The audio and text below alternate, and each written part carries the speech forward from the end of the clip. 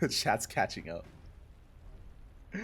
And here we go. We're loading into game 1 of the grand finals. And if you are in the chat, predictions are open. Hold on. Predictions open. So you can place your bets for the next couple of minutes on who you believe will be this week's champion. Sorry, this month's champion. As a reminder, if you are maybe unfamiliar with this tournament, the Hatchery Cup is a monthly tournament here. Every single month, we bring you live with some lovely European StarCraft. And spawning in the top left-hand corner of Hardlead, we have our red Zerg player representing Team Platoon, the underdog. It is Nikich. And spawning in the bottom right-hand corner, we have his opponents. We have arguably the best Protoss player in all of Poland. We have the blue Protoss representing Storm Gaming. It is Gerald. Here we go. Again, we've been casting a lot of Geralt recently, especially we've been covering a lot of Polish events like the House Open Cups and the House Galactic Battle as well. It's been great to see Geralt really thrive and grow over the past year of StarCraft. And can he keep that run strong? Can he keep it going? As for now, it is going to be a Hatch Gas Pool standard opener out of Nikich, going for the unnatural natural. So far, Geralt doing a great job at just disrupting the opener here of Nikich and making him that much more uncomfortable here in the early game. Outside of that, though, standard openers from everyone, both our Zerg and our Protoss. Behind this, of course, Geralt's going to be forcing some inefficient mining, being as annoying as possible with that probe. Just being a bit of a nuisance in the main base, and we will soon see our opener of choice. Now, we spoke about this earlier in the previous series. We spoke about how Geralt is quite fond of standard openers. I'm talking about Oracle-based openers into a third base, into aggression in the mid-game, and that holds true here against Nikich, despite the map. Speaking about the map, we are loading into Hardlead, and of course, this is the shortest rush distance map in the map pool. This does favor a lot of aggression. This does favor all-ins, and when I think all-in, when I think of aggression, I think of Nikich. You know, Nikich, he thrives here in chaos. It's what we saw against Wayne. It's what we saw against Nickrat. At any moment, he is willing to cut workers, to cut drones, and to just double down on aggression. Will he do the same here? We'll keep an eye. We'll keep an eye on his gases and his drone count as well, as he has pulled out a gas. So he's gone ling speed, and he isn't rushing into a fast lair, for example, or fast roaches. So very important to keep that in mind, that we aren't getting into any fast tech of any kind. And Geralt is keeping tabs on this. With the Adept Harass, he's going to be able to not just harass, but also scout and confirm the lack of additional gases and the lack of additional droning, or lack of drones. Just confirming that. Behind this, the Cybercore is done. We have our tech of choice. It is going to be the Stargate opener into Oracles, as we mentioned before. Geralt is quite fond of this. Adept's going to be shading in towards that natural base. We do get one drone kill already. One worker goes down. We do shade away, but one drone for one Adept, not the best trade for Geralt. This will weaken his defenses at his third base. Nikich, he should recognize that. This is the problem here. If you decide to harass with your first couple of Adepts, and if you lose them, it means that your third base is that much more vulnerable, that much more difficult to hold on to. Speaking of, third is on the way, and that singular Adept does have to come back home. Meanwhile, the Oracle does get across the map, and we don't get much done yet. We pick off some larvae at least, some would-be workers, but not much else. So far, good positioning out of Nikich. He does avert disaster, does maintain control of his third base and his main as well. Spores are on the way. The first Oracle is joined by a second, and Geralt is headed towards that natural. Again, two Oracles do one-shot drones. We are making our way towards that mineral line. We go for the Queen. Oh my god. A bit of a greedy move. The Queen survives as well. Good control out of Nikich. He does pull back in time. But there's no Spore at the third base, and we do wreak havoc. Nikich dragged out of position. He was dragged away. The mineral line was exposed. 3 workers go down, and so far, not a single Oracle has fallen. Good trade so far out of Geralt. Just creating these opportunities for himself. Forcing those Queens to respond and creating an opening, and not too bad for now. Meanwhile, looking at the units tab here, interesting. We have actually cut Oracles. Okay, we did not make a third Oracle, which is a little bit peculiar. Twilight Council was thrown down. Forge is delayed. So Gerald, he does preserve his gas with not making that third Oracle. He does prioritize Blink. And will be quite active here with his Gateway army. He is going to be pushing. Blink isn't done yet, but these Stalkers are relatively safe due to the Oracles. The Oracles, they're there to support, they're there to clean up all those Lings, and to make sure that the ground unit, the ground army doesn't get abused, doesn't get surrounded. And you can see Gerald just dancing with the army. Dipping onto creep, clearing up whatever he can. Can he get the Overlord? He will. Overlord does go down. Behind this Nikich, he is cutting workers, by the way. Cutting workers at 58, that is just under 3-base saturation. Amassing Lings, committing into Roaches. So Roach Ling Ravager is going to be the composition of choice. No Bailey Nest yet. Geralt, he rotates around. Head towards the 4th. Lings, they come in first round, but the Oracles, they activate the Force Beam. And the Oracles, they have their way with these Lings. We're committing. We do commit to the fight. We clean up a couple of Adepts, but we do get forced back. That was a brutal power of the Oracles. That's why you cannot engage the army. Even if you have a lot of Lings, the Oracles, they just trade so efficiently. They kill Lings so quickly. And now Geralt is reinforcing. And now suddenly, where are those 30 Lings? They would have been so useful here in the defense. We need them here and now, and then they're not here. Not with us, not anymore. Geralt is pushing in. The Roaches and Ravagers are so exposed. Clutch Transfuse. Transfuse does keep a Queen alive, but 2 more get focused down. Nikich, he's struggling to hold on. Amassing more Roaches. As Geralt does push forward. Good target find, good Blinks as well. Does preserve his Stalkers. And again, he's just trading so efficiently here. Looking at the unit slots tab, that was 1 Stalker for 6 Roaches. Behind this, we're getting our 4th base up and running. We have a bit of a Gateway Explosion, getting up to 8 Gateways, and Charge is on the way to help reinforce. We're sticking with a bit of a Swarm Toss army. Just pure ground toss. Stalkers, Zealots, nothing but Gateway units. There's no finesse here. We're not reinforcing with Colossus, or Immortals, or Archons, or Storm. Just purely a Gateway-based army. And the pressure is becoming a bit much. At the same time, we do see Nikich going for a big run by. He does barely break through. I spoke too soon. Does not break through. He's being cleaned up, which means Geralt doesn't have to come back home. It does distract him for a moment, but he can focus on his push. The Lings come in, but a big stasis trap. A massive stasis trap does go off. Lings get caught. They create a force field, essentially. And Geralt, he can just keep on pushing.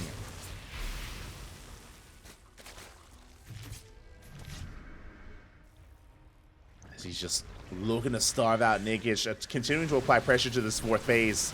Zealots, finally they have arrived. Nikich going for a big Roach counterattack. That is supply. He doesn't have it home to defend.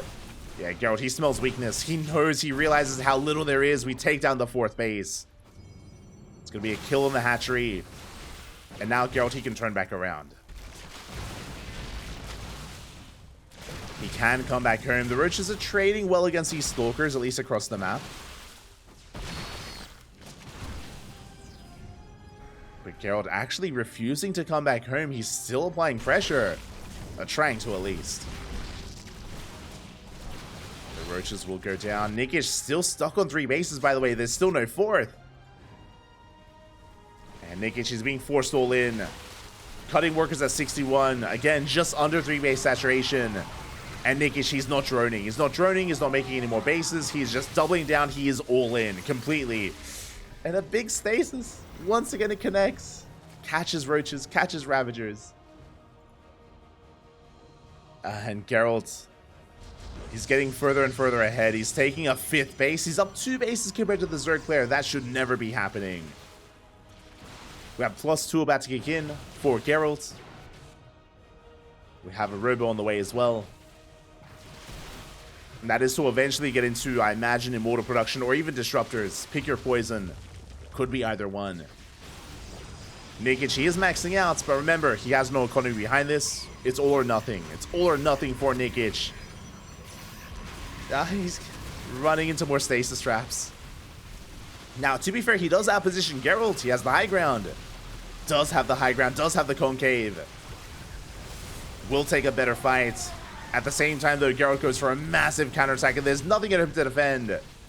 There's nothing in the natural. It has been compromised. It has been broken. And we're going for a base trade. Essentially going for a base trade here. Gerald pushing towards the third. Rushing into the main with those zealots. Catching reinforcements.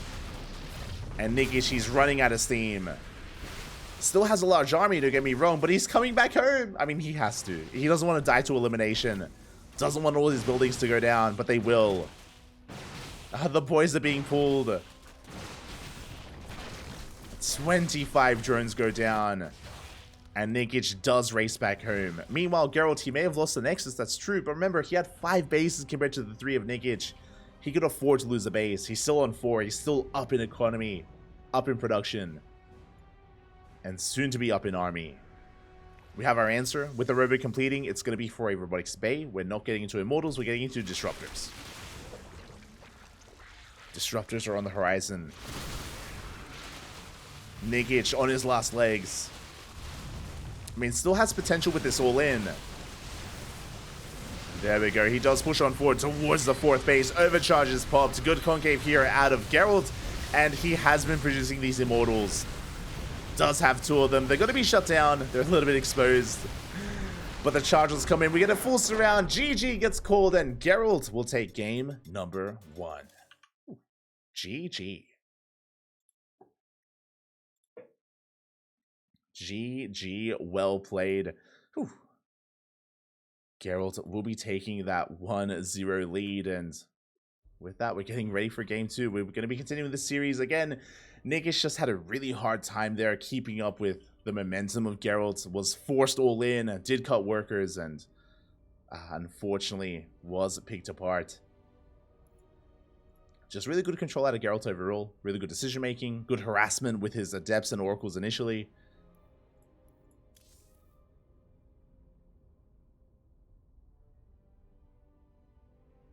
And we'll see if he can continue this reign here as we get ready for game number 2. Of course, vetoes are done, and game 2 is going to be taking place on Alkyone. Let's go.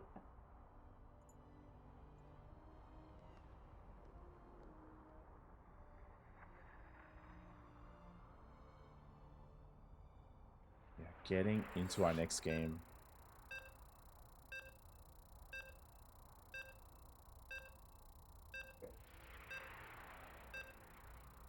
Oh, stream was lagging? Oh no. I do apologize. Looks like there was a bit of a lag spike in that last game, but hopefully it looks like everything's resolved. Looks like everything's settled down. Let us know though. Let us know if it does happen again. But it should be smooth sailings moving forward from here. Also, as we get into game number 2, a big reminder, this is a best of 5, of course, our grand finals. Plenty of opportunities here for Nikich to come back, to bounce back, and to make a series out of this. I do want to believe, and here we go, spawning in the top right-hand corner of Alkyone. We have our player currently leading this series 1-0. We have the Polish Protoss representing Storm Gaming. It is Gerald. And spawning in the bottom left-hand corner, we have his opponent. We have the blue Zerga player representing Team Platoon down in the series, but not out. Not by any means. Not yet. It is Nikich.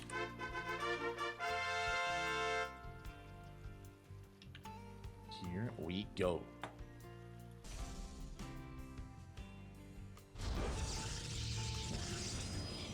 Again, Gerald just had a very strong start in that last game.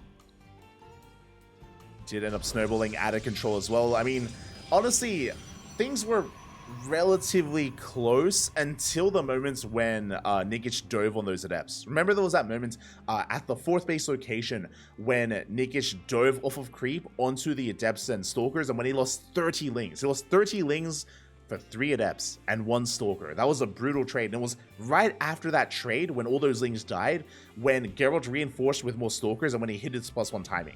He was able to hit his, or he was able to push out, reinforce with his oracles, and apply so much pressure to that 4th base. And he killed so many roaches in that fight as well. That was the moment when Gerald gained momentum and when he never quite let go.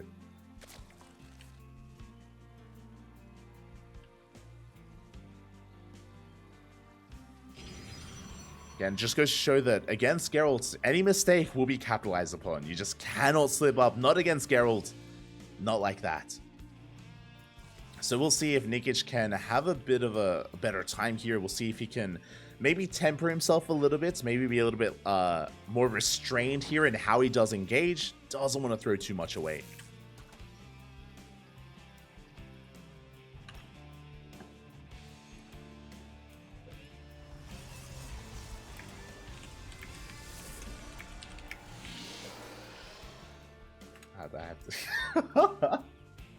The chat's getting rowdy.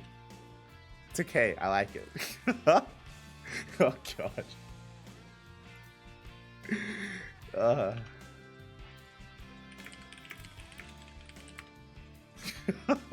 You're all animals. All animals, Bop. Yeah. I feel like I should explain myself. Exclamation mark pull out is a command in my chat because I'm awful at pulling out drones. Drones, by the way. I'm awful at pulling out drones from gas geysers. When it comes to Zerg openers, like we see here, for example, Nikich, he's pulled out of gas, pulled out completely. Ideally, you want to pull out as soon as you get 100 gas. So that command refers to that action where I'm just terrible at pulling out. I always forget, and I mine a little bit too much gas, and I struggle at being efficient here. Just for some context, just because I see chat becoming a bit rowdy. Animals, Flappy, animals. That's what exclamation mark pull out refers to. Pulling out of gas. Anyway, we do have Gerald moving out with his adepts. Oh, once again, though, we'll lose his first one immediately. The second one goes down as well. Very nice cleanup here by Nikich. Very nice positioning, very nice control as he does clean that up. And that does trigger a counterattack. We spoke about this before. Those two adepts are crucial when it comes to holding onto your third base. And without them, we need to keep the Oracle at home. The Oracle, it does have to stay at home here. Forced to spend its energy defensively instead.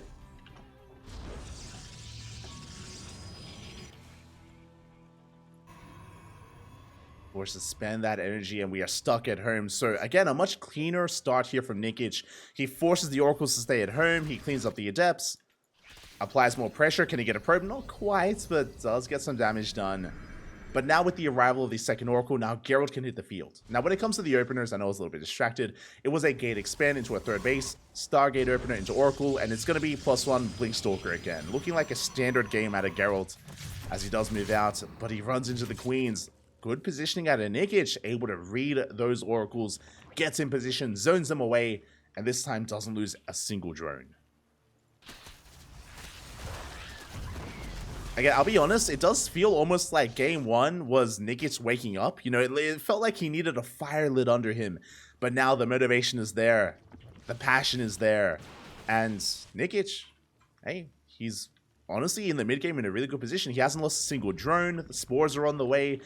He shut down the Adept Harass to begin with. Oracles are moving out, and we'll see if Gerald can redeem himself. Again, he does ideally need to get some economic damage with this. Ooh, meanwhile, I made an assumption. I apologize. I assumed it was going to be +1 and Blink, but no. It's going to be +1 into double Robo. With the Temple Archives, it's going to be Charge. It's going to be Charge Archon into Colossus production. A very tech-heavy style out of Gerald. Very tech-heavy. Hi. So this is a really good way to play macro. It's a really good way to play Alcyone, to be honest. It's a bit of a role reversal. Talking about the maps, remember, game one was on hard lead. Shortest rush distance map in the map pool. Very short, leads to aggression, as we saw. Game 2, Alcyone, one of the larger maps in the map pool, known for its macro play, known for, you know, 20, 30-minute games. We cut the map in half, we slow the game down. As you can see here, Gerald's already working on his fourth, and this fourth is so well defendable. It's so difficult to punish these bases, to punish this location, which is why Gerald is being so tech-heavy. Gerald doesn't really have an army. He's got like 3 units. He's got 2 Adepts, 1 Stalker, and 2 Oracles. That's it. That is Gerald's army, because he can get away with cutting corners, walling off, Blink is on the way. +1, Storm, double Robo, Immortal production. So much invested in production and tech and upgrades, all because Nikich can't really be aggressive. He knows he can't. Now, speaking of Nikich, as he's been defending back at home, as he's been droning, we have our tech of choice. This time, it's not Ling Roach, it is Ling Muta. Spire has been thrown down. We are rushing into Mutas. Looking at the vision of Gerald, he has yet to confirm this.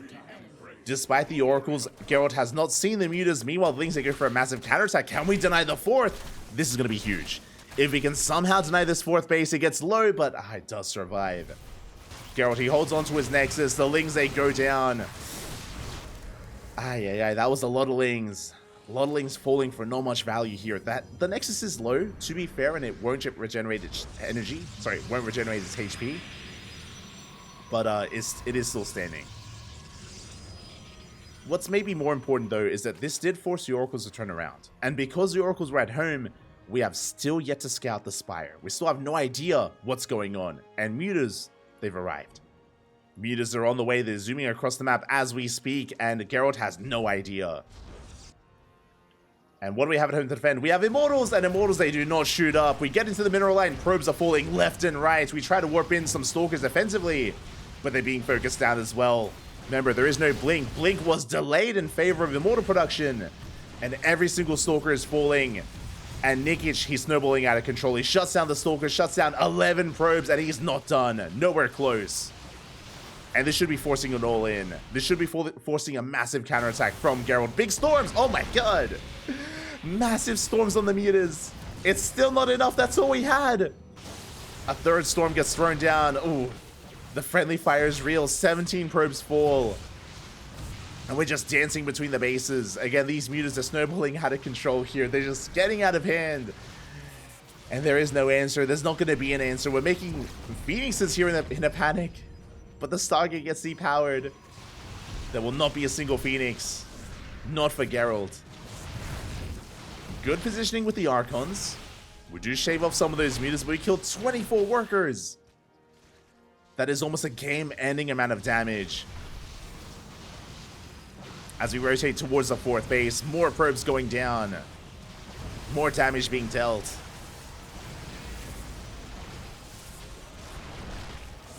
Oh god, the kill count is getting higher and higher. We've gotten up to 35 worker kills. Behind this, working towards a hive, we have +2 air attack, +1 carapace. We're amassing Lings back at home as well, getting ready for a ground assault. And we don't even need it. To be honest, we don't even need to be ready for that. Gerald is still stuck defending. Because these Mutas are not done. Did I say 33 probes earlier? Now 45. 45 workers. The wall is not a wall. The Lings, they bust into the natural, into the main base. Lings in every single base at this point. Everything's on fire.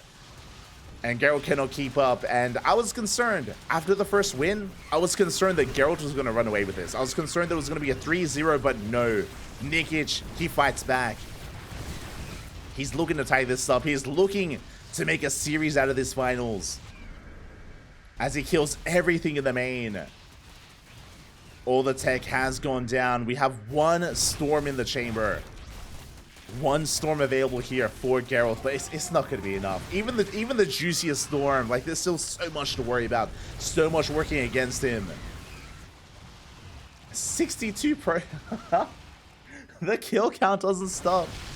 62 workers go down. The Mutas, they're finally being cleaned up. They're finally being dealt with. But we have a second army behind this. The entire time, Nikich, he's not been missing a beat. He still has a swarm available to him.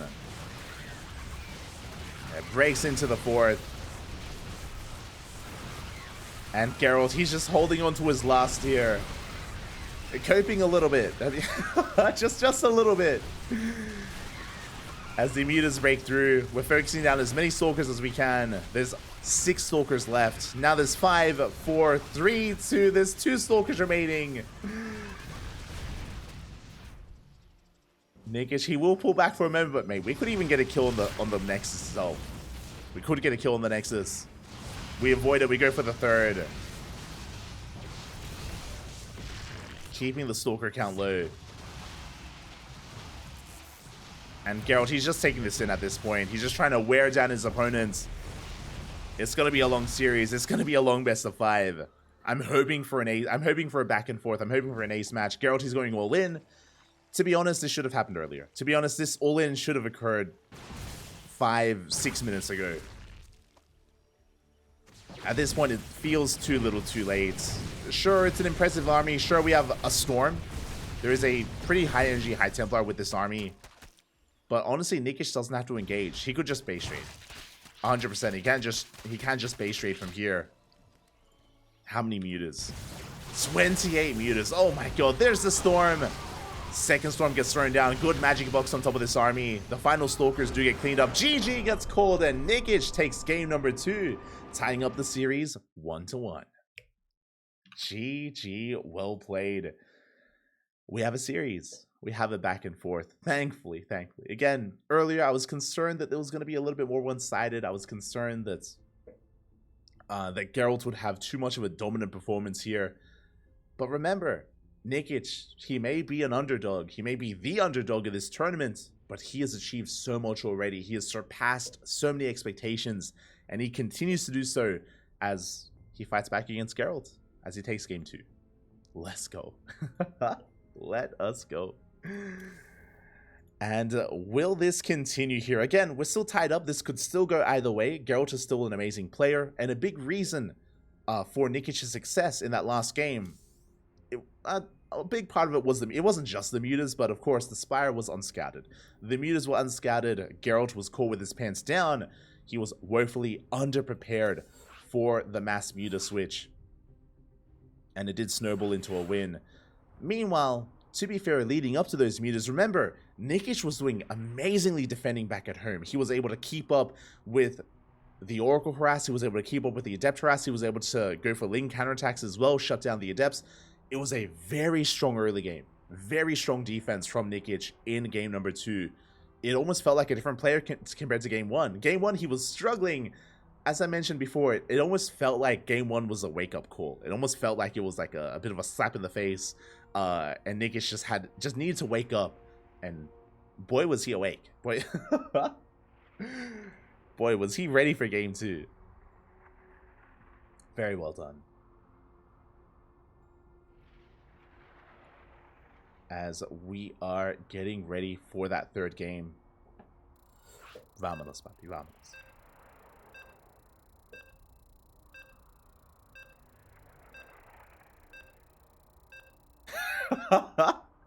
I see taco sauce in the chat. This is obviously what I meant the entire time. That face is the one he makes when he forgets to pull out of his Vesting Geyser. Anyone thinking anything else is an animal. True. I agree, Taco. I agree. Este taquito. Yo, shout out to Paquito. Shout out to Paco in the chat. Paco, Mike, bienvenidos, papi, bienvenidos. ¿Qué tal? ¿Cómo estás? Ojalá que todo te va bien. Ajá, este Paquito. Cuéntame, papi, cuéntame. As we're getting into game number 3 here, and spawning in the bottom right-hand corner of Golden Aura, we have the Red Zerg player representing Team Platoon, tying up the series 1-1. It is Nikich. And spawning in the top left-hand corner, we have his opponent. We have the Blue Protoss player, the Polish Protoss, representing Storm Gaming. It is Gerald. Again, Gerald, he was building up so much in that last game. Remember, I mean, there were layers. There were so many layers to game number 2, but as another part of game 2, Gerald, he was being so tech heavy. He was being so greedy with his upgrades, with his production, with his tech. He barely had an army, and he was punished for that greed. Not intentionally. To be fair, like, Nikich had no idea what Geralt was doing. He had no idea that Geralt was being as greedy as he was. Things just aligned for him. The stars aligned. Everything was perfect for Nikich in that situation. The mutas were unscouted, and the mutas, of course, snowballed out of control. But what I will say is that game was very unique. I don't expect any other game in this series, whether it's game 3, game 4, or even game 5, the ace match, I don't expect any other game to be quite like game 2. Like, the circumstances was so specific there. For Geralt to be hyper greedy and hyper tech heavy because of the map Alcyone, likewise for Geralt to not scout the Spire either. It was, again, a very specific, a very certain amount of things kind of transpired, and it all went in favor of Nikich in the end. I expect a very different game here. Very different games in general in the rest of this series. I look forward to it. Do look forward to it here. As for now, Gerald is going to be as annoying as possible, tasing away at these drones, looking for a drone kill. Doesn't quite get it. Is forced back. Is going to be a hatch gas pool opener at a Nikich standard opener into his unnatural natural, forced to expand at his third base location. A bit of an awkward start, but a start that I'm sure Nikich isn't unfamiliar with. As we head on over to Gerald, likewise a standard opener as well, going for a gate expand into a cybercore. And we can take a moment to talk about the map itself. We're loading into Golden Aura. Golden Aura, not as short as Hard Lead, for example, but a short rush distance by nonetheless. It has certain features here to it as well, despite it being a bit of a shorter map. It does have a lot of bases and does have a very defendable third and a very defendable fourth as well. It is quite common for players to turtle up on 4 bases specifically, to turtle up on 4 bases and head towards the late game as well. Now, even though I expect that from Gerald, after that last game, I'm not so sure anymore. I'm not so certain if Gerald wants to play passive, if he wants to be defensive against Nikich, because Nikich clearly is willing to tech up in any direction possible, and scouting and applying pressure to Nikich I feel like is paramount to bringing him down. So we'll see. We'll see how Geralt approaches this, how he adjusts after what just happened in game number 2. Now, even though the bases are quite defendable, which is true, the short rush distance, what that means is that if a fight does occur in the center of the map, or if a fight occurs anywhere, and if things swing in favor of one player, it is very difficult to gain momentum back after you lose it. If you win a fight dominantly enough, then you can snowball into win, you can counterattack, and you can kill your opponent then and there. It doesn't take long at all to push out across the map. Because of that, that's why we see a lot of defensive play. That's why we don't see a lot of big fights in the center. As the Oracle does get across the map, but as well, we do shade into the mineral line. So far, we get 1 drone kill, but only 1. We get a second. Oh, can we get a third? We barely can get a third kill. Not too bad. The problem here, 3 drone kills for 2 adepts. 2 adepts went down. And once again, this means that this third base is vulnerable. It's exposed. And Nikich, he goes for a big counterattack. It's going for a massive counterattack. The Oracle, of course, did spend most of its energy, and we are not at home to defend. Can we do anything to this third base? We actually are going towards the natural. Bold move. Not too fond of it. Yeah, we do back up. Nikich avoids the third, tries to bust into the natural, but we had plenty to defend. Meanwhile, across the map, the Oracles aren't done. We get another 3 drones. Another 3 workers go down. We have the Oracle outside the third. We have another Oracle threatening the main base. We do dive in. And we get another 3 workers. 6 in total. Good damage here from Gerald.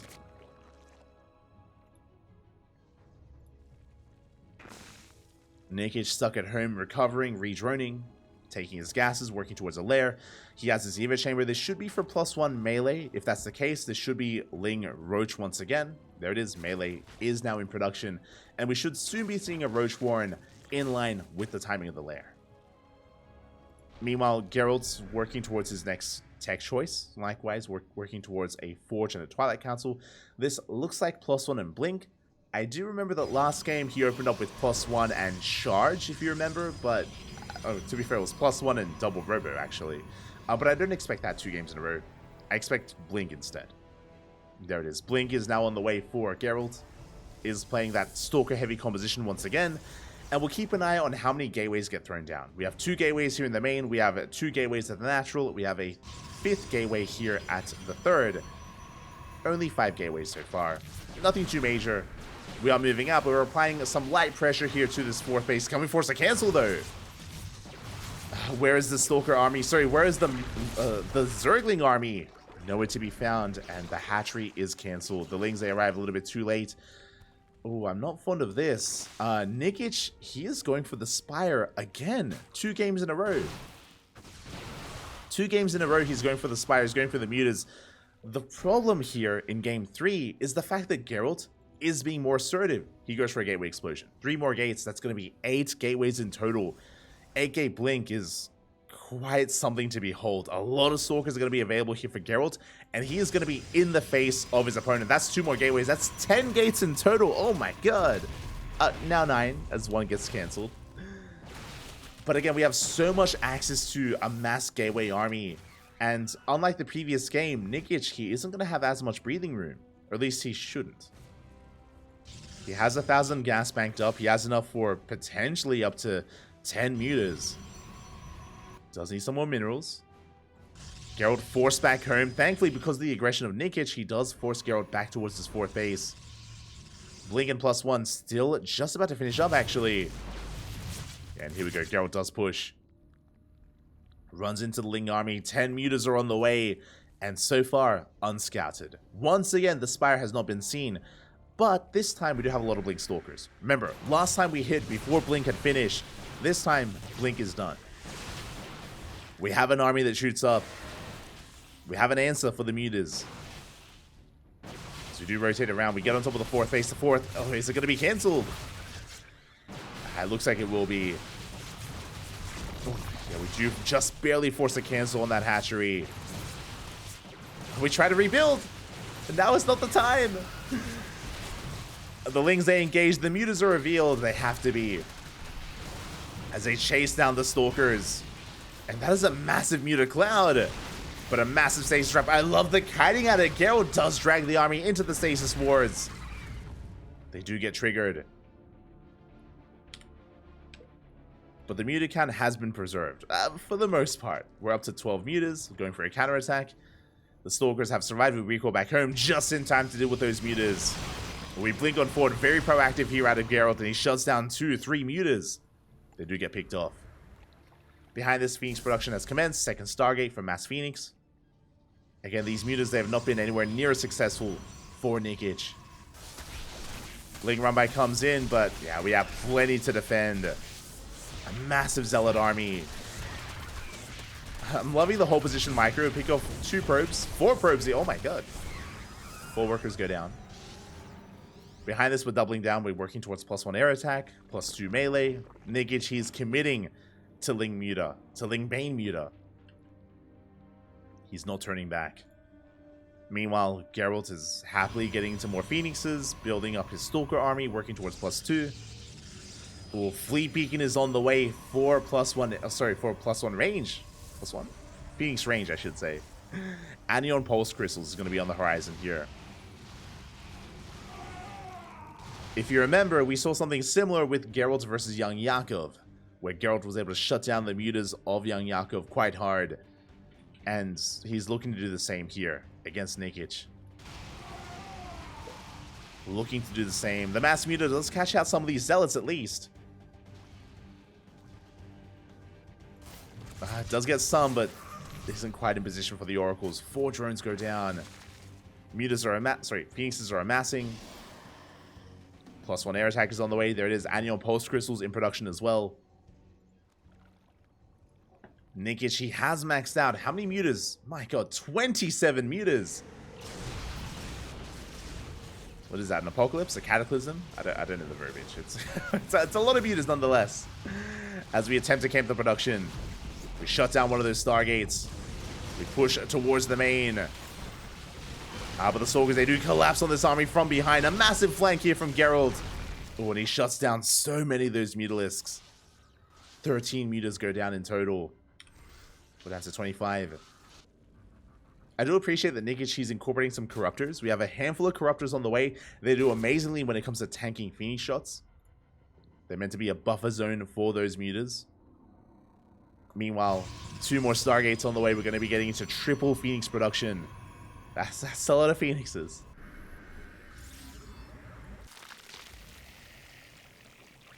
And even though Nikich has been maxed out, Geralt, he has a solid economy. He's up to 82 workers. But I may have spoken too soon, as the mutas, they do harass the mineral line. They do get into the gas geysers. They only get two probes, though. Only 2 workers go down. The Corruptors are getting caught out. Big overextension from Nikich. Does get a Phoenix, but I don't think this is a fight we want to take. As the Stalker army does counterattack. Oh, is getting caught out by the Lings though. Massive catch. Yeah, good 4 or 5 Stalkers get picked off.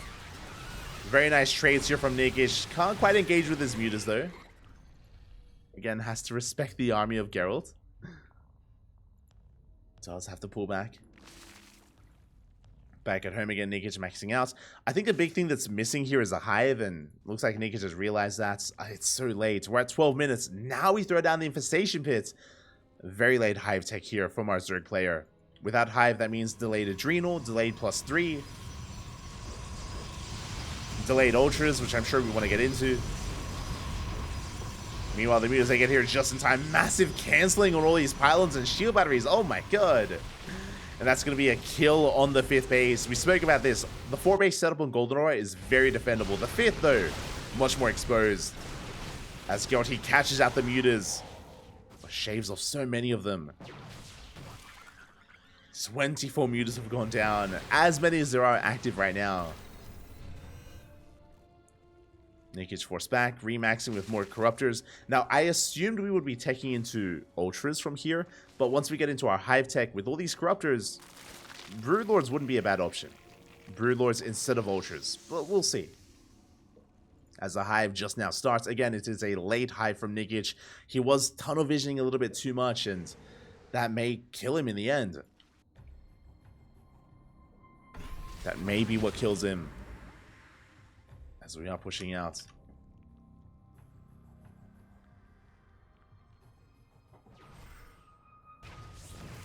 Yeah, Nikich going for a Ling run by hit towards the right hand side, but the cannons are done this time. We do hold on to the base. At the same time, the gold has been taken by Nikich, but we get a full surround with these zealots, and we are going to be able to focus this down. The hatchery will not complete, will not get up and running. That's going to be a kill on the base. Behind this, speaking of taking up, Gerald's finally working towards Archons. Temple Archives is on the way. Archons and Storm would have been amazing, and it is a big part of what Gerald was missing, but now we're working on it. It is on the horizon.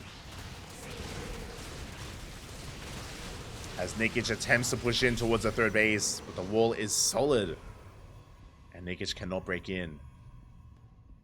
Ooh, and as we settle into 5 bases here, Geralt is working towards carriers. Sky Toss is upon us. And as he starts Sky Toss, we see our answer with what Nikich wants to do with his hive. I assumed it may be Broodlord, but no, it is going to be Ultras. Our initial guess is going to be Ultras here. The reason for this is because it does kind of cater and complement these these Corruptors quite well. It does make use of the melee upgrades that we've been working on the Lings. And here we go, the Minions, they do crash in. They do shut down some of the stack defense. But there may just still be too much on the ground. Too much in the air. The Stalkers and Phoenixes, they go ham on this army. The Carriers, they have arrived. And Nikich, he bleeds out too much. He crashes into a brick wall. And the wall doesn't budge. Gerald taking an insane fight, and he's chasing this down. He gets every single Corruptor. And soon to be every single Muta. And Nikich, she's just getting bullied here. We have 20 Corruptors on the way, but they're still in production. They're still on the way. So again, that was 11 dead Corruptors and 14 Mutas. So much gas down the drain.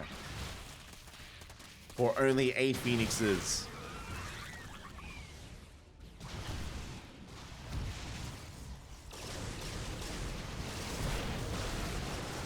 Nikich is going to try to engage Ling Bane rolling on forward as well. Massive storm here on the Banelings. Oh my god. Massive storm on the Banelings, on the Lings as well. And Nikich doesn't trade well whatsoever. Storms to the face. He does tank them. Only the Corruptors do survive. And the Corruptors, they're just not going to be enough. Even if they kill all the Carriers, which is still going to be a tough ask here for the Zerg player. Even if they do, they can't shoot down. Corruptors, they do nothing against the ground toss. And Geralt, he's going to keep on pushing. He ignores the Corruptors. Does move towards the 5th base. And the hatchery, it's going to be going down. The Corruptors, they try to come in from behind, but we do zone them away. Good positioning out of Geralt. And Nikich, he's remaxing on Ling Ultra. But Kindness Plating isn't even done. We don't have Kindness Plating. We don't have the Ultra upgrades. Without them, they are quite fragile. skull base is going to get shut down as we did try to expand again for a second time. Banelings, they crash into the Stalkers. We can maybe focus. No. I was like, maybe we can focus on a carrier. Nah, it's not going to happen. The carrier does stand strong. We have a handful of ultras on the ground. And again, they just can't do much here. Not against Skytoss. Forced to back up.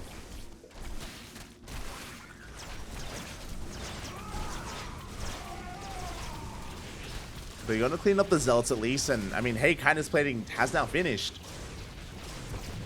Suddenly, the Ultras are that much more beefier, but... there's still so much working against them here. Yeah, we catch out the Carrier. Carrier does recall back home. Does survive. Gerald, he's maxed out. He's on not just 5, he has a 6th base on the way. Gerald with an insane economy here has reached 200 supply. Meanwhile, Nikich stuck at 120. Down 80 supply at this point. Barely treading water. He's on 4 bases. But he has lost so much getting here. He can maybe catch one of these carriers. Does get the High Templar. Gets 2.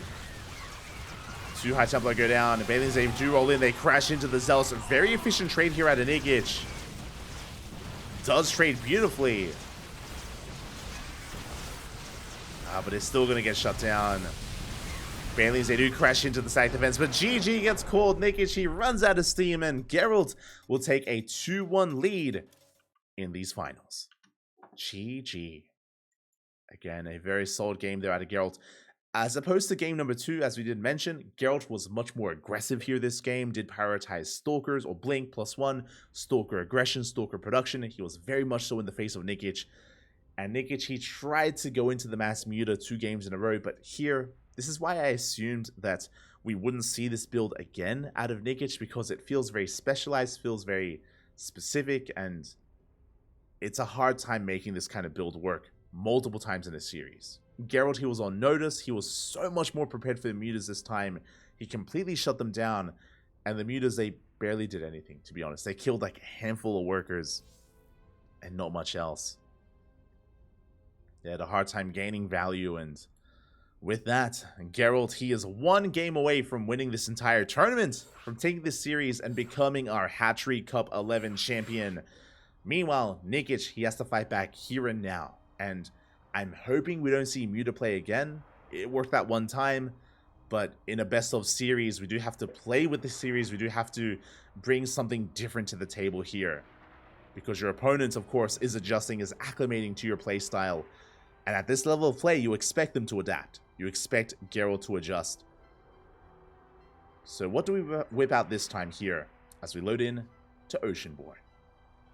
Oceanborn is going to be our next game. It's going to be game number 4.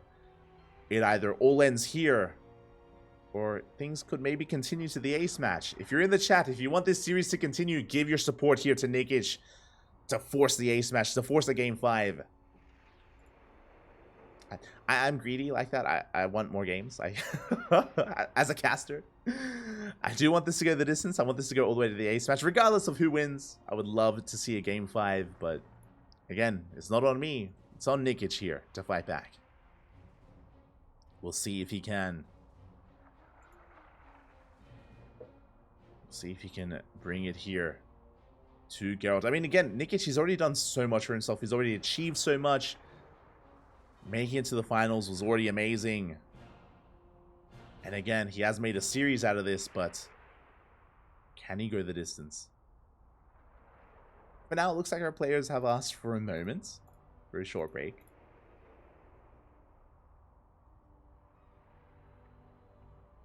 We are, of course, more than willing to comply. Do need a moment to set things up. But here we go. Break is over. You can hear the beeps. We are loading in to game number 4. Potentially the final game of the series. Oh boy. It all does come down to this.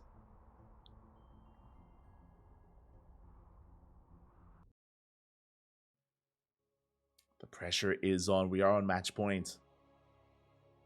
And Oceanborn is going to be an interesting one. And we can get into it. As we do get into game number 4. And spawning in the bottom right hand corner of Oceanborn, we have our red Zerg player representing Team Platoon. Looking to fight back down in this series, but not out. Not yet. It is Nikich. And spawning in the top left hand corner, we have our Polish Protoss player, the blue Protoss, representing Storm Gaming, leading the series 2-1, 1 game away from becoming this month's Hatchery Cup champion. Representing Storm Gaming, it is Gerald. Here we go. Once again, Gerald's going for a very fast probe across the map. He does delay the expansion, does force the unnatural natural from Nikich.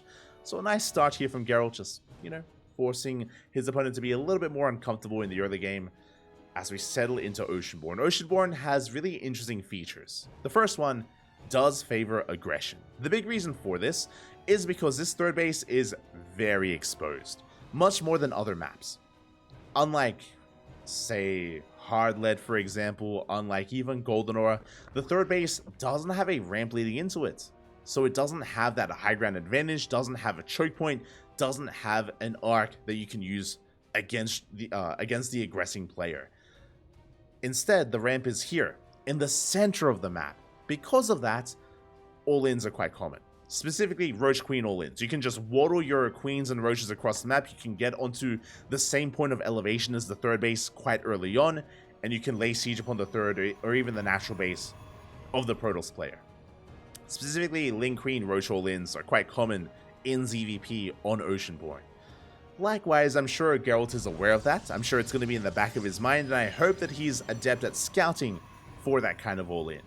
Meanwhile, Nikich, he's a pretty aggressive player, and I do expect an all-in out of him, if only he wasn't on match point. That's the problem here, is that one more mistake, one more slip-up, and the tournament is over. The series is done.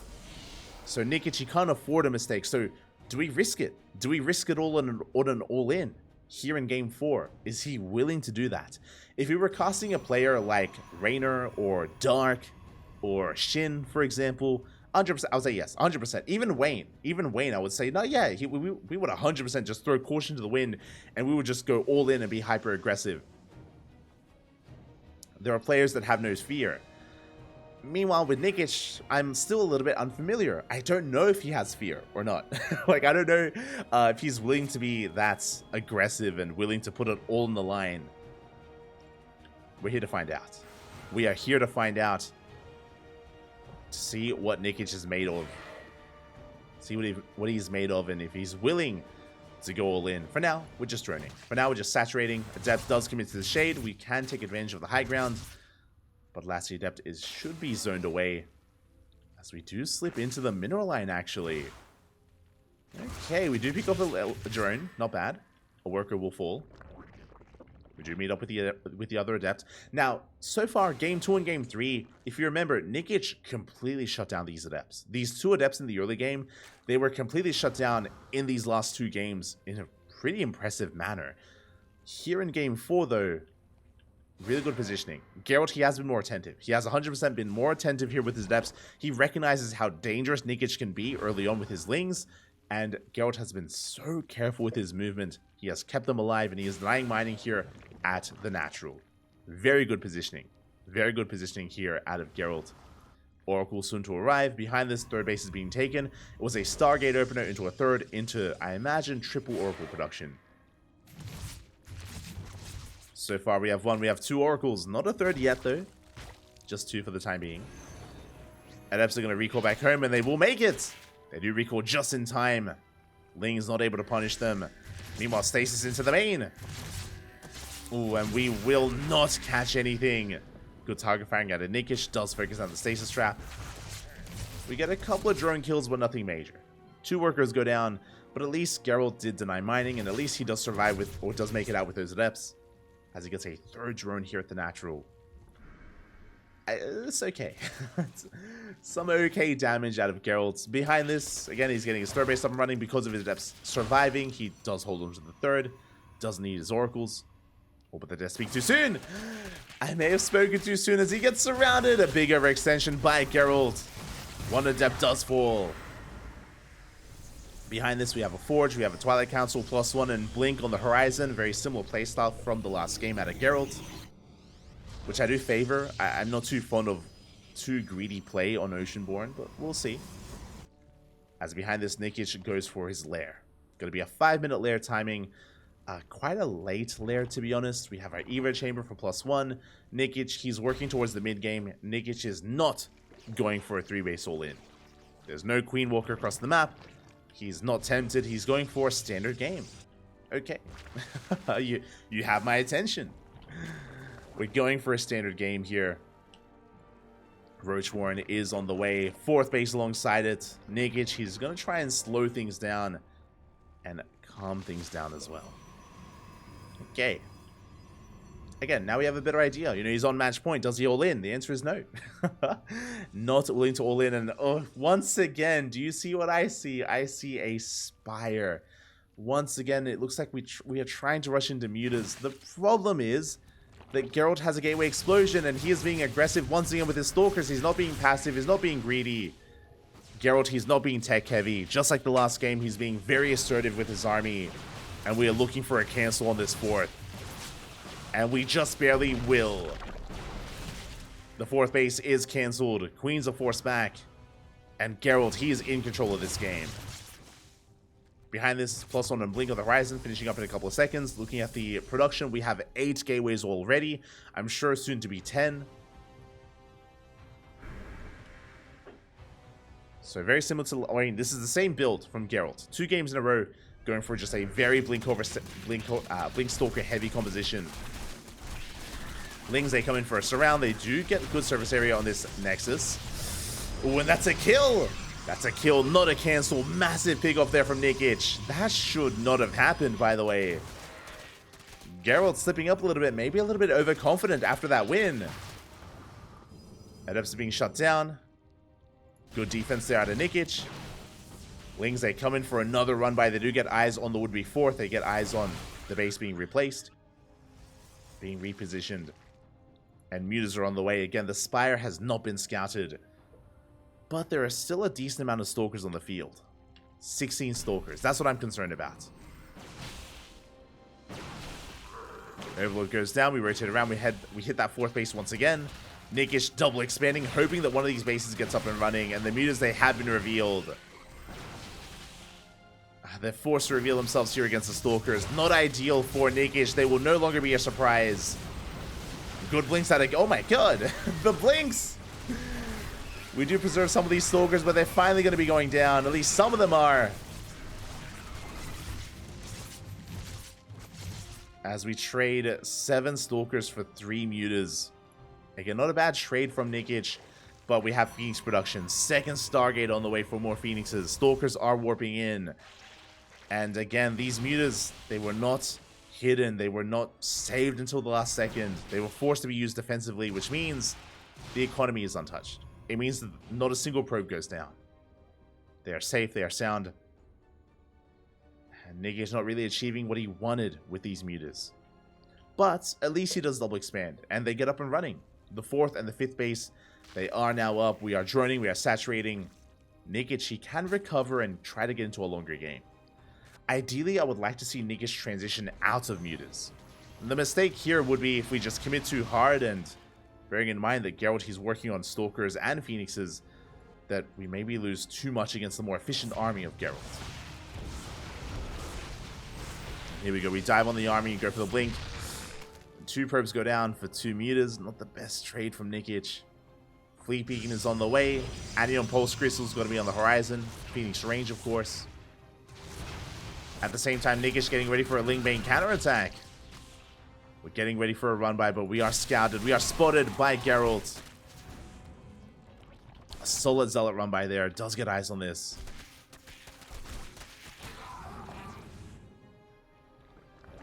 Mute is on the way. Phoenix is still amassing.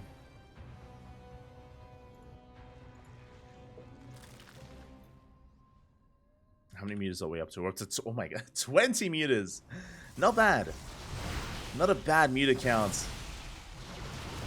We do focus on a couple of those Stalkers. 2, 3 Stalkers go down. The The Stalker count just not high enough. Not here.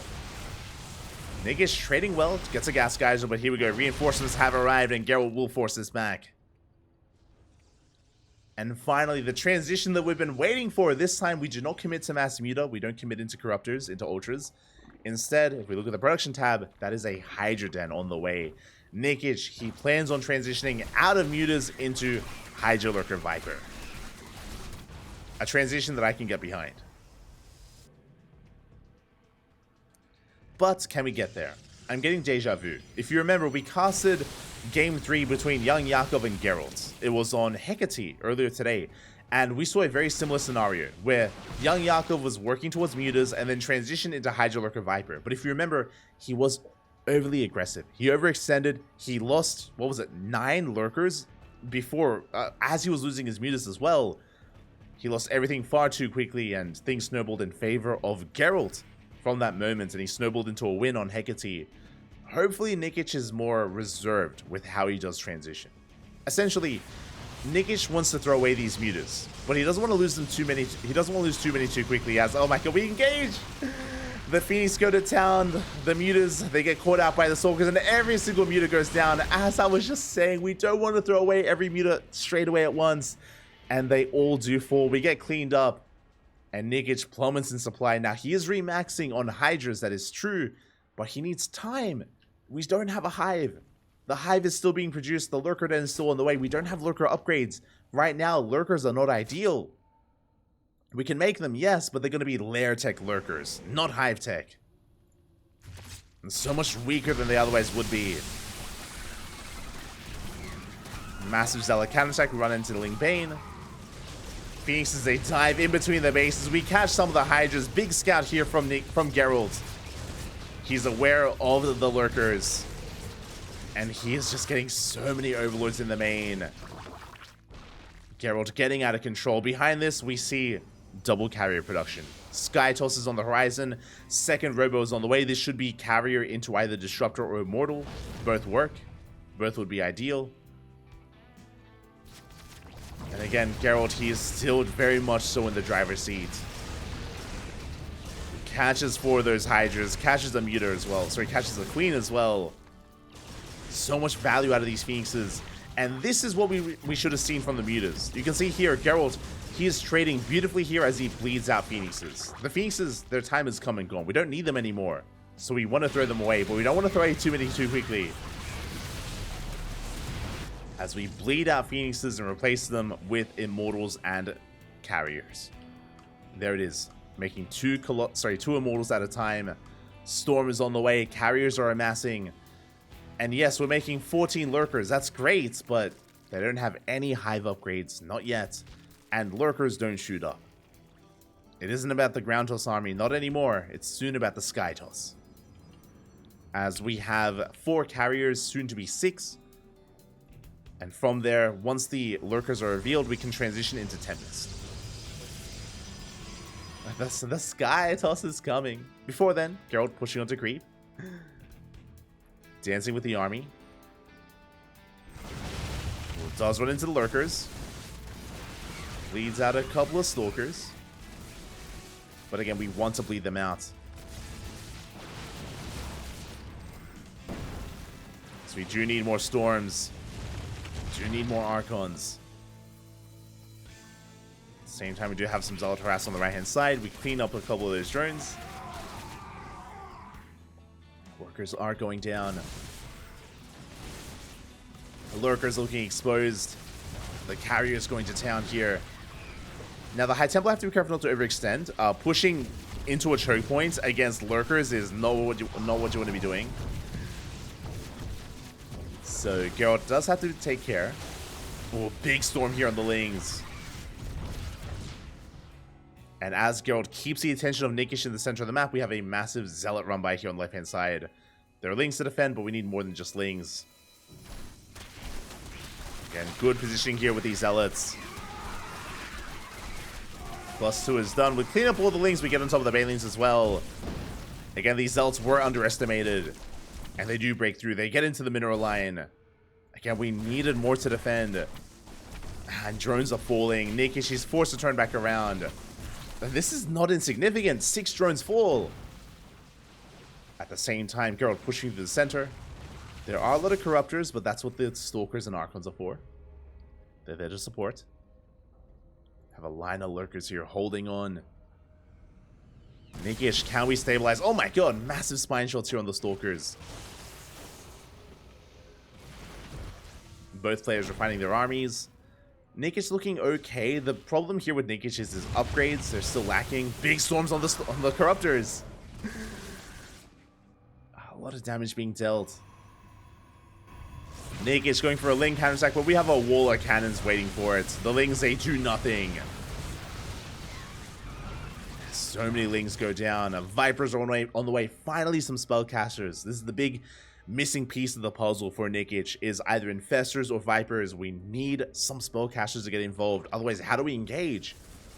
We need to abduct. We need to fungal growth even. Either or. We need to somehow pick apart this army.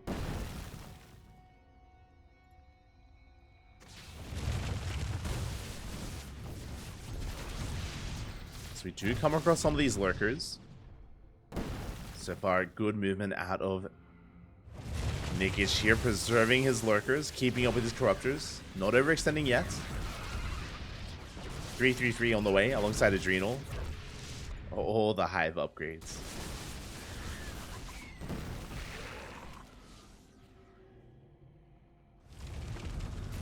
Unfortunately, we're not there yet, but given time, once we get into all these 3-3 upgrades, then Nikich, he can take a fight. Where's the Viper? There we go. I was like, where are the Vipers? They are coming in. Disruptor goes down. Nikich, he has potential. Likewise, so does Gerald.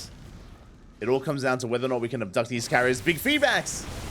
Oh, the feedbacks and the storms. A Viper versus High Templar. Who comes out on top? The High Templar here in this fight.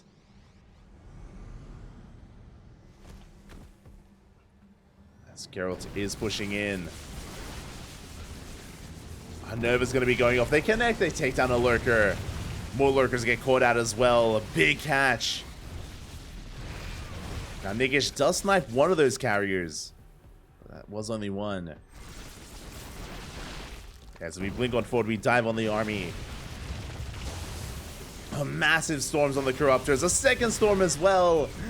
And Nikich, he just takes him to the face. Not like this. Novas go off. They take down another lurker. Now, to be fair, that did cost us the High Templar. A lot of them did go down. They do have to be replaced. We have one storm left. One storm remaining. Nikich with a decent economy. Still up against a terrifying army. That +3 air attack finally about to finish. All those 3-3 upgrades. Nikich, again, with all these upgrades lining up here, he's going to have suddenly a massive power spike to his army. And he can take a fight. He denies the 6th. His own economy has been okay. Does rank one of those disruptors. The Lings, they dive on top of the High Templar. He gets all 3. Massive pickoff. He forces a recall. A big win there for Nikich. Does take a Novus to the face, but he can afford to take it. Again, catching those 3 High Templar. That may have been it. That may have been all he needed. We still have one storm left as, oh, we cannot push in. Nice feedbacks on those Vipers. Ultras are going down. And we need to get the hell out of here. And we cannot stick around. Big storms here on the Corruptors. The Lurkers, they're falling one after the other. Every single Lurker goes down. Nikich did overextend.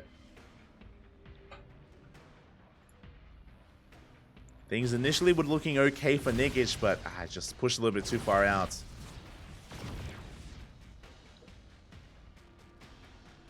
Gerald's pushing onto creep, clearing up so much, going for a big Zealot counterattack, denying the 6th base. 6th hatchery goes down.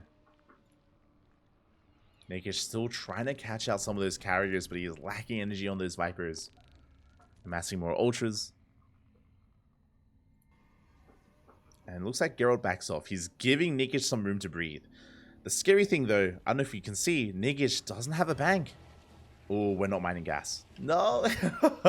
There's a gas geyser here that it's not mining, and Nikich, he is running out of gas as we speak. He's running out of resources. No gas in the main, the natural, or the third. He's running on 4 gases. He needs another base up and running soon.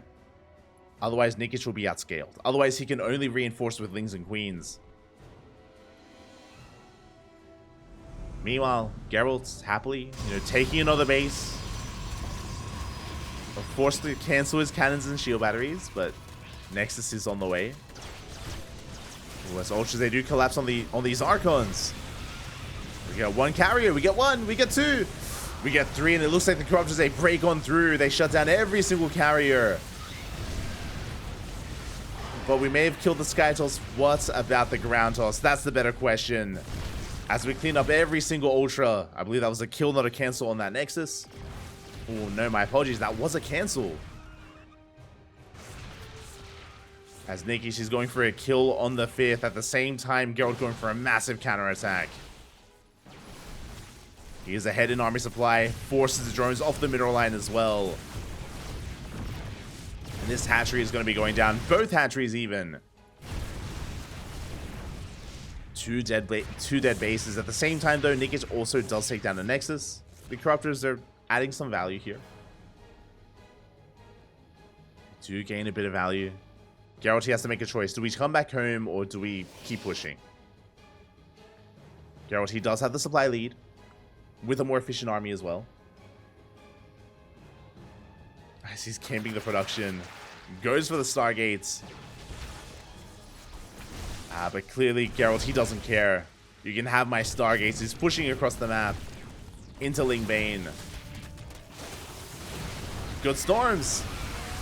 A good storm, but we get a surround as well. Stalkers, they're forced to blink back. Good target firing here on the Ultras. Oh my god, the Ultras, they just melt. The Ultras, they stand no chance, not against 5 Immortals. And Gerald, it looks like he has done it. He has broken through. We have a couple of links trickling in, but they are trickling in. GG gets called, and Gerald will take the series 3-1, becoming this month's Hatchery Cup champion. GG. GG, well played. Gerald, he was coming in as one of the heavy hitters. I was expecting, Gerald versus Wayne in the finals, for example, but no, we had quite an interesting turn of events. We had a very different turnout here as we had a Nikich breaking through. He took down Nicorect, he took down Wayne, did even take a game off of Gerald, but only a game. He wasn't quite able to achieve too much more. But regardless, a big shout out. Big shout out to Nikich. He may not have taken the series, but he had an amazing performance nonetheless. So much love here, much respect, and I hope to see more of Nikich in the future. Again, I mentioned before that I don't get to cast enough of him. I don't get to witness enough of Nikich here on the CranKy Ducklings, so happy to see him doing well, and I look forward to seeing more of Nikich in the future. Meanwhile, congratulations to Gerald. Congratulations here as he does come out on top. He does claim, I believe, his first Hatchery Cup win. Double checking Wikipedia here. No, my apologies. It is Gerald's back-to-back win. Hatchery Cup number 10 was his first time competing in Hatchery Cup, and Gerald took down Wayne 3-2 in the finals, in the grand finals. There was no rematch. He went up against Nikich instead, and yeah, Gerald was able to have a bit of a cleaner series overall. Congratulations, big win there for Gerald. And again, he's been really improving so much over the past year. I know there are a lot of Protoss players in Poland. There's Rodzin, there's Ziomek, there's Cristiano, there's Mana, of course, there's Papi. Plenty of Protoss representation in Poland. But Gerald, over the past year of StarCraft, has really kind of broken away from the pack, and he's really become his own. And I know there's a lot of a legacy behind Mana, that's true, but in a current era, in the more modern StarCraft, Gerald has come out on top, and yeah, nowadays I would say that he is one of the stronger, if not the strongest Protoss in Poland right now. So really cool to see him doing well, and I expect more to come in 2024. Keep an eye out on Gerald, as I'm sure this is not the first time, not the last time we're going to be seeing him getting a win in one of these online tournaments. Not at all.